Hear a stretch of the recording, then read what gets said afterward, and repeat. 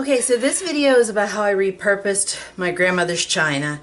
When she passed away, I received her china, but as you can see, there are a lot of stains that have made their way through the glaze because it's crazed. So we can't really eat off of it because you don't really want to eat last year's gravy, even if it was good. So it's in a box or it's in a china closet. It's getting no use. There are 12 cousins. And so I thought what I would do is, so that each of us can have a piece of my granny's china, I'll make clocks out of them. So first I wanted to get rid of the staining. So what I did was I ran bleach onto it, and it gets through the crazing and it removed the stains. Okay, so I had a nice piece to work with. The first thing that we're going to do after we remove the stains is we're going to drill the plate. I purchased these drill bits from Amazon, which I'll link in the description below, for drilling glass. I used my DeWalt drill, so that worked well. And I ran it under some water to keep the plate cool and the drill bit cool so that it wouldn't crack the china. Now the first time I did it, I was off center. If you can see this or not, there we go. I started to put a light on here, but it didn't work very well. So you have to be really careful when you're going to drill a piece of china. I tried this drill on something I picked up at Salvation Army before I destroyed any of my grandmother's plates, and then I still, messed one up. Finding the center of a plate like this was kind of hard for me because it's kind of square, but it's very fluted. So when I tried to measure across with the dip and everything, it got messed up.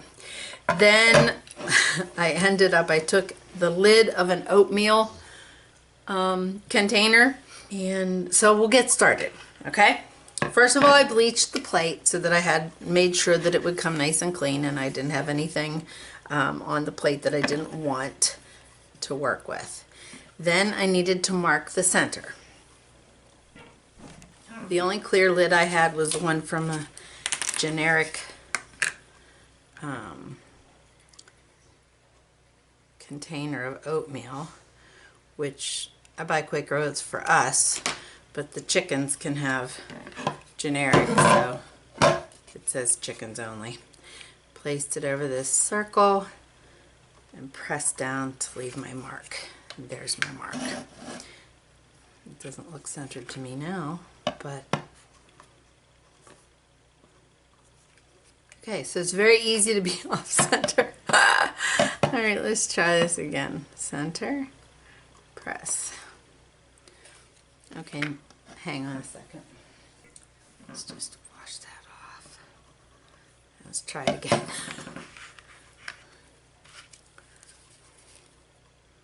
Like that little nub right in the center of the lid. Lots of Sharpie. Dry. Take your time.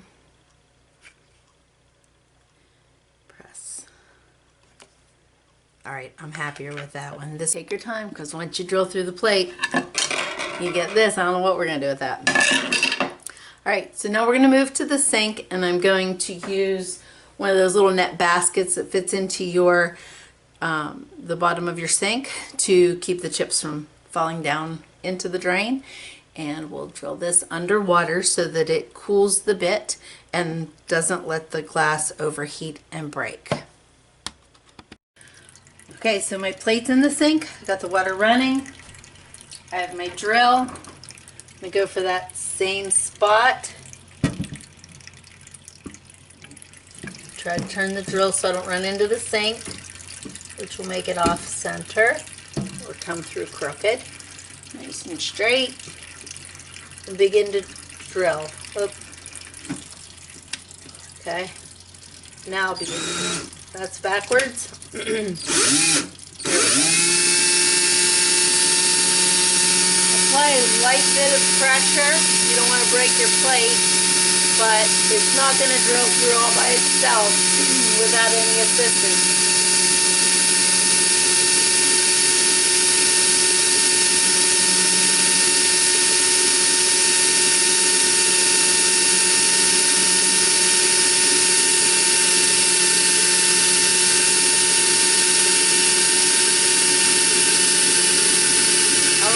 quite a bit of pressure. Once you get into the ceramic, it'll go easier. You can let up. The glaze is a little tough to get through though.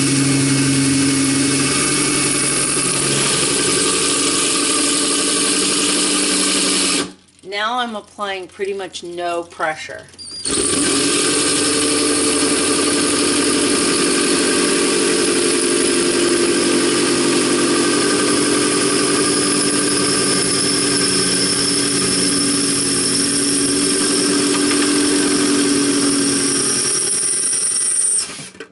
Just take your time.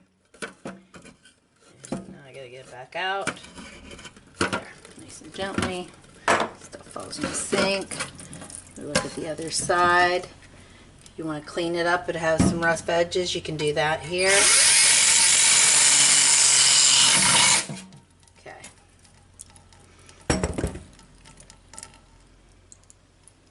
All right, now we're going to move over to the counter. If you all want to comment that my lighting's terrible, yeah, it is terrible. I'm not a professional YouTuber. I'm just a crafter that makes use and do with what I have and what I can work with, okay? So if you're a perfectionist, this will drive you crazy, but rest assured that you will be able to do it better. And I'm proud of you for that. Okay, when you get your clock mechanism, it has a rubber gasket. That part stays on the back of your clock. Okay, then you will slide this through the plate.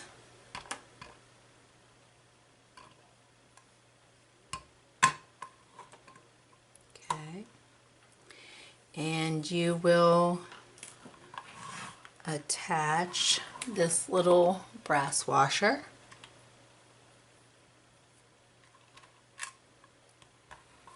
And this little nut. And get it nice and tight on the plate. Okay.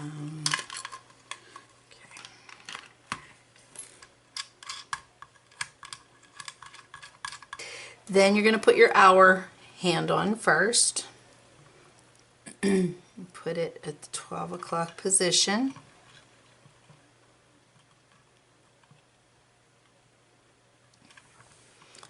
And then your minute hand.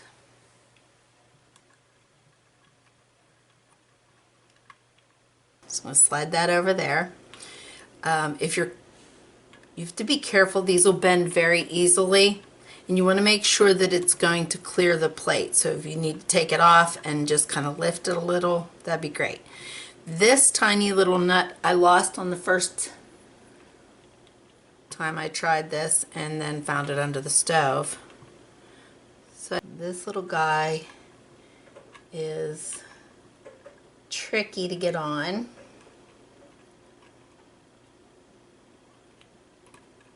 Straight. He's really important because he holds your minute hand in place. Okay. So that's pretty good. And then the second hand just has a little post that you press into the center. If you have to line it up with the center first. Alright, so that's on. Everybody's nice and tight. Alright. The glitter paper is a little bit tough, so I just kind of ran it through back and forth a few times. So then I have my glitter paper.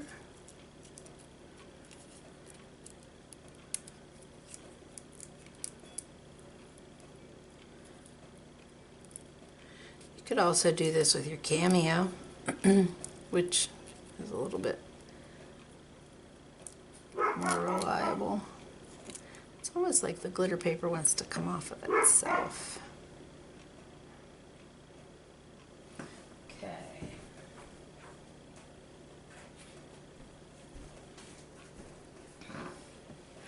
I do like the blue better than the leather look paper. So I'm going to put my numbers on and be back to show you. There were many complicated ways of finding out where to put the numbers on the clock. Okay, I had a circle of paper which I worked with from another person's video, and what I decided in the end is I would line up the hands at 12 o'clock, and then I would just turn until I came to the next hour, and I would mark that and place my numbers here. Now you can buy numbers on Amazon or at Michael's. This is my particular piece, so I decided I wanted to go with something sparkly and glitter, so I just used some cardstock that was glittery and cut that out with a Tim Holtz die called Once Upon a Time, and I did my numbers that way. You can do them any way you like, and I'm probably not going to use the paper for my cousins and my siblings' clocks. I'll probably use something a little bit sturdier that stands out, but this is for me.